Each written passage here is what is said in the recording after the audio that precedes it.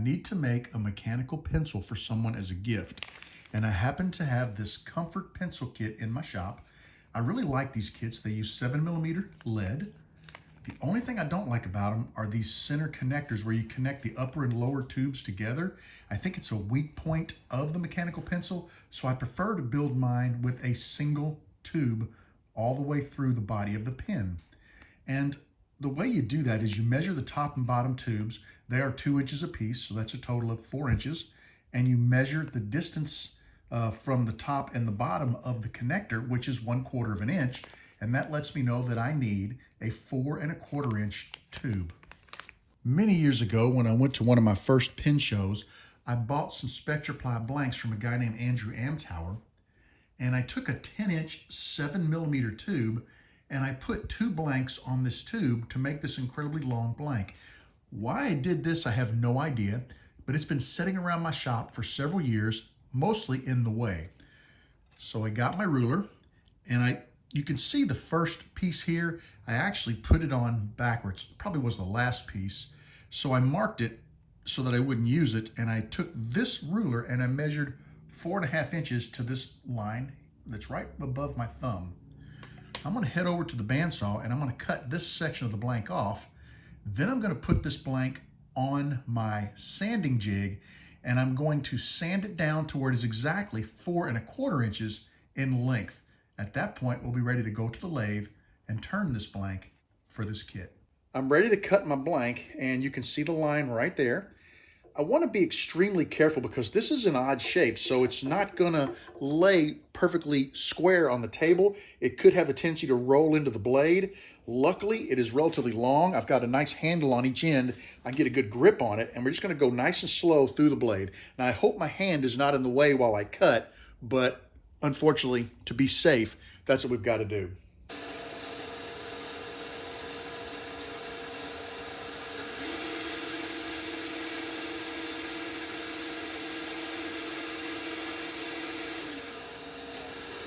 This went a lot smoother than I expected. I think that was because I was prepared. I want to let you know that the brass tube made no difference whatsoever to the blade. I didn't even feel it when I cut through it. This blank turned out to actually be 4 3/4 inches in length. I cut it a little longer than I needed, but I wanted to be able to evenly remove material from both ends to make it as symmetrical as possible. I'm going to start off by just holding it by hand and sanding away the remnants of this brass tube so that it's flat against the end of the blank. And from that point, we'll figure out what we're going to do to shrink the tube down to the perfect 4 1/4 inch dimension.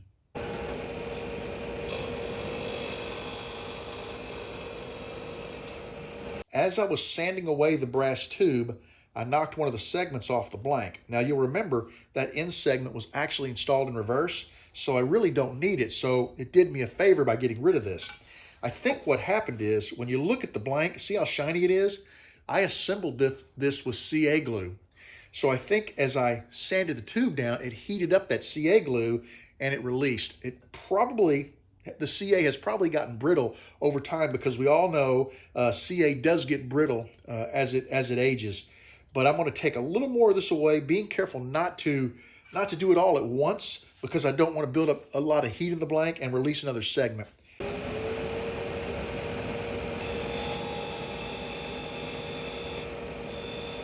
While I was preparing my sanding jig to take on the job of taking this piece down to 4 1/4 inches, I learned a little something.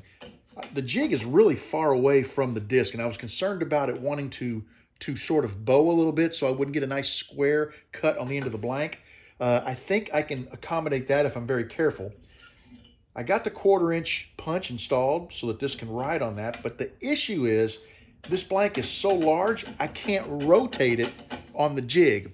Not being able to rotate it is an issue because you don't want to just sand in one spot. You want to rotate to make sure you square the blank perfectly. So what I'm going to have to do is I'm going to have to take away some of this material. And we're going to do that by holding the blank against the wheel and just rotating it to take the edges down a little bit. I want to be careful when I'm doing that because as we saw, one of our segments detached with heat we could have the same problem with heat and brittleness of the CA as we're taking the edges down, but we want to take them down just enough to be able to rotate it on the jig.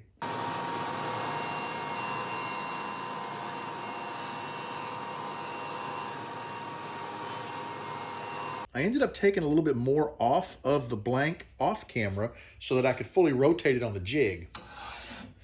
The next thing I did was I squared my table to my disc, and then I squared the disc to the jig. Everything looks good. I tightened it down as tight as I could get it so it's not going to move, and we are now ready to take our blank down to the 4 1/4 inch length.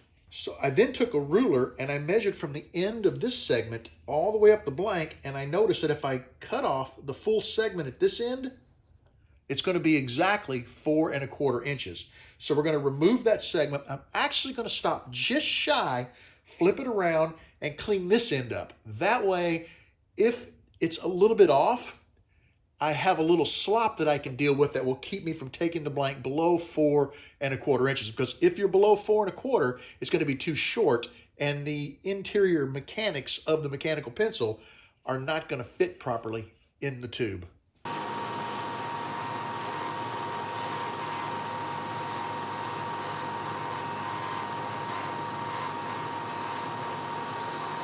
I've got the blank on the lathe, and I will be using slimline turn between center bushings. One of the first things I want to do, since we had pieces separating from the blank due to heat, I want to basically soak this blank in a layer of thin CA glue just to sort of lock everything together and basically freshen up the CA from, the aged CA that could be releasing as we turn. I've got a piece of cardboard under here to protect my lathe, and I'm just going to rotate the lathe by hand and put a liberal amount of thin CA on here. Not going to use activator. I'm going to let it sit and dry for a bit. And the main reason is I want it to basically soak into the blank. If I hit it with activator, it's going to begin curing, and I'd like it to soak as deeply as possible into the blank before any curing starts to happen. Blank like this will take quite a bit of CA, but definitely want to make sure we get the entire thing covered in hopes of getting the best result out of turning this blank. You probably can't hear me too well right now, but I just turned my dust collector on in an effort to absorb the fumes because it got really bad in the shop, and I don't want to breathe those fumes any more than I absolutely have to.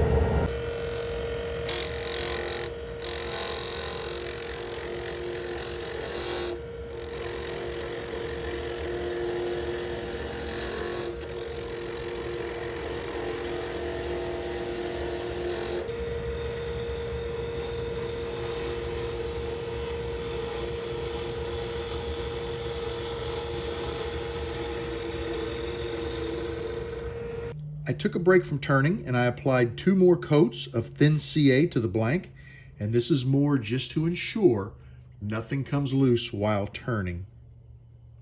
You might have noticed I switched from my skew to a carbide cutter. The reason behind that, some of you may have noticed that and may be questioning it, is I damaged the cutting edge on my skew, and I need to re-hone it and get it sharp again. And I just didn't want to take the time to do that, so I quickly jumped to a carbide cutter, and we're going to finish out turning with that tool.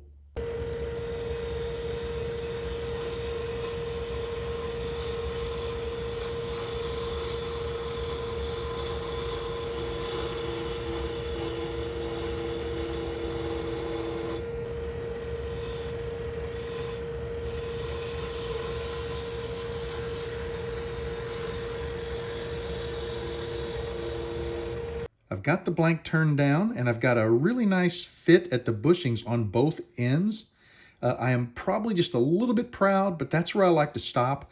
We're going to sand this blank, and as we sand it, we'll go ahead and smooth it right out onto the bushings, and you'll feel no transition from the blank to the pin components.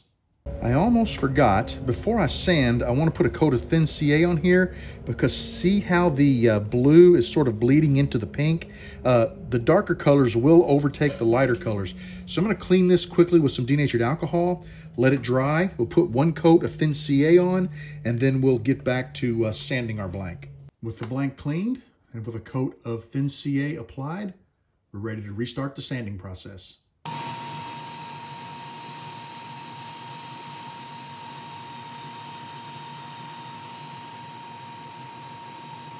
little bit of denatured alcohol to clean the blank up.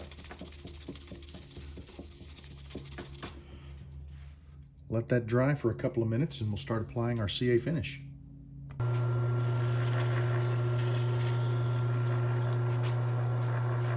First coat of thin CA has been applied to the blank. I'm going to put about 4 more coats, then we'll move on to medium. Just finished micromeshing the blank. Take a look at that. You can watch the line that is a reflection of the light above my lathe, and you can see that it stays perfectly clear and straight. That's how you can tell if there are any issues. If you notice any dips in the line or jaggedness of the line, then you have a problem with your blank, but that blank is very smooth and very well finished. Applying this wax is easy. I use my finger as opposed to using a rag because there's no abrasion in my finger. I'll let it set on the blank for a period of time, I don't know, maybe 5 to 10 minutes until it kind of feels dry to the touch. Very similar to what you would do with the wax on your car once it hazes up. Then I'll come back with my buffing wheels and we will buff away all of the wax.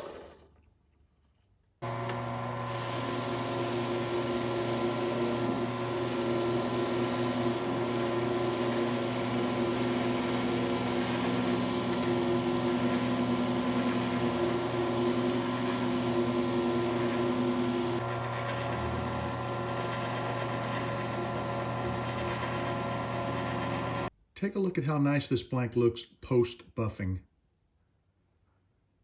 Very happy with this blank. Well, I'm going to get it over to the assembly table and we'll get it assembled into the kit. I've got all of the components laid out and ready to go. Now with these mechanical pencils, I find it's best to go ahead and press the cap in first because the cap is flat. If you take a look at this little grommet that you press into the front of the pen, and this is what the nib seats against, it's brass, it's delicate. You could actually crush and damage this if you press against it. Now, as always, I'm going to use a bushing to start my press. This will protect the nib end of the pen, and we can go ahead and press the cap into its respective end. Now remember to put the clip onto the cap before you press it. Now this one doesn't seat all the way on because of the plating, it's rhodium, so it's a little thicker plating, but as I press, it will expand and go right into the clip and then of course the back of the pen. There we go. Notice how nicely it's pressing in. I'm going to stop before I make a full press. And I'm going to look at the pen and see, is there a particular place I want the clip to be? And I think I want the clip to be right about here. I'm going to twist it around a little bit. Well, that's tight. All right, there we go. That's where I want my clip to set, right there. And that's just an eyeball thing. You just pick where you think it looks the best. And then we'll complete our press. Whoops. There we go. Okay, that looks really nice. Got a great fit there. Let's remove the bushing and let's get our little nib grommet here. And you'll notice it has a line on one side. I believe that is the end that gets pressed into the pen, and then the other end is what the nib seats against. So we're going to flip our pen around. See what I mean? We're going to press against the flat surface of the cap so we cannot hurt the grommet. We're going to align it up, and we're going to start pressing very slowly just to make sure. There we go. And I do need to add one of the brackets there so that I can press all the way. There we are, nice and tight. Now let me set my nib against there and see how that looks. Oh, that's going to be really nice.